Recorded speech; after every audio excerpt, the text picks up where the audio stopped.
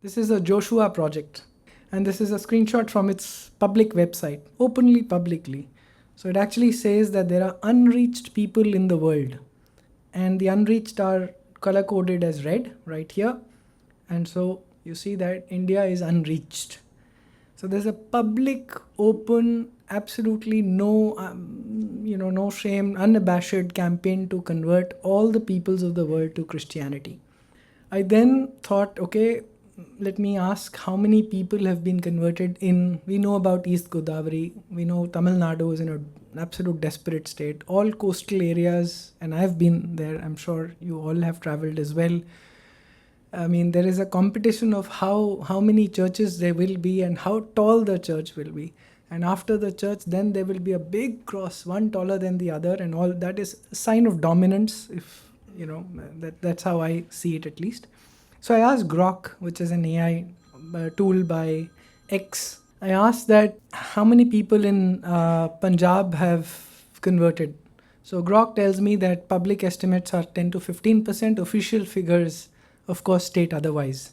And also we've not done the census. So when we do this in 27, hopefully by 28 we'll have results, if of course all the people give their accurate religion. It also said that 23% is the estimated Christian population in Gurdaspur and sadly Amritsar as well. It was shocking to me. We know about church land ownership. Of course, turban wearing Sikh Christians who, they're all over the place. Of course, there was Prophet Baljit, who's now thankfully been arrested on rape charges. Otherwise, he was running a full campaign converting people openly with magic. Of course, he could not change the health of the Pope. So I went and asked Grok again on how much land does the Catholic Church or the church own in India. It gave me an answer for the Catholic Church only. 7 crore hectares, estimated at anything between 6 to 11, $12 billion in India. There is competition between the church and the Waqf Board on who's the bigger private player, non-government, who owns more of India.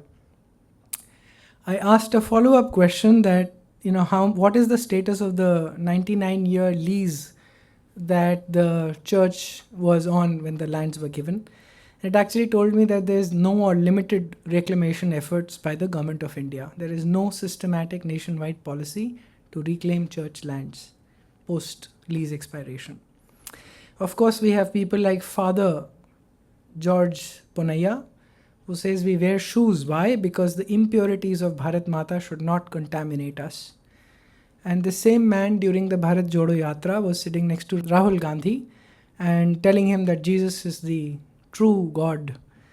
While, of course, Rahul Gandhi says that Ram is a mythological figure, but Jesus is true God.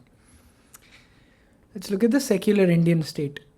Of course, I don't know, you might know, but perhaps the people who will watch this presentation on YouTube later, that our temples, especially in southern states, are not in the control of Hindus anymore. And they've not been in control for since independence, actually, and getting worse every year. So the money you put in a hundi goes to the government and can be used by the government for any causes it deems fit. They may be under a trust, but it's politicians and government bureaucrats who sit on these trusts. So what they do with the money is their choice. So it's not the Hindu community. So Tamil Nadu has a HRNC Act. Andhra has its own. Kerala has its own. Sometimes they have an act for one big temple. For example, Padmanabha Swami temple in Kerala has its own act to determine how that temple is going to run. Tirupati, we had the beef issue. Do you know why that happens? They had over 100 people who are non-Hindus who are employees of TTD. And now after the beef laddu case, they actually said take VRS and you're not legally allowed per the article so-and-so of the TTD rules, of the temple management rules. I was aghast because, first you break your own rules, then you allow non-Hindus to come and join the temple board. Then when you've floundered all these things for decades, then one day you realize, oh, you're not supposed to be here. So now we'll not fire you, but we'll ask you to take VRS, take all the money for the next few years, take it and then go. Okay, why did that beef issue happen? Because there are politicians, not only non-Hindus, but there are politicians, bureaucrats who have nothing to do with dharma or no connection with the Hindu society, who are sitting there.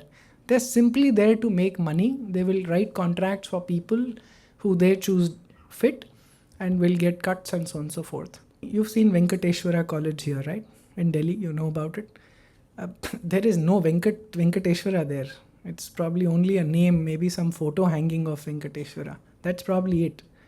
But look at the colleges run by, or schools run by churches. I mean, I'm sure you have children who studied in convents. You have morals lessons, you have Bible reading sessions, all the prayers are about Lord and so on and so forth. Why is Venkateshwara College not able to pursue the objectives of its promoting its own deity? Because it's not in our hands. That's a simple answer, right? That's what happens all over the country. They end up making secular institutions which do nothing to promote the ideals of that temple or of the sect, of the religion and so on and so forth.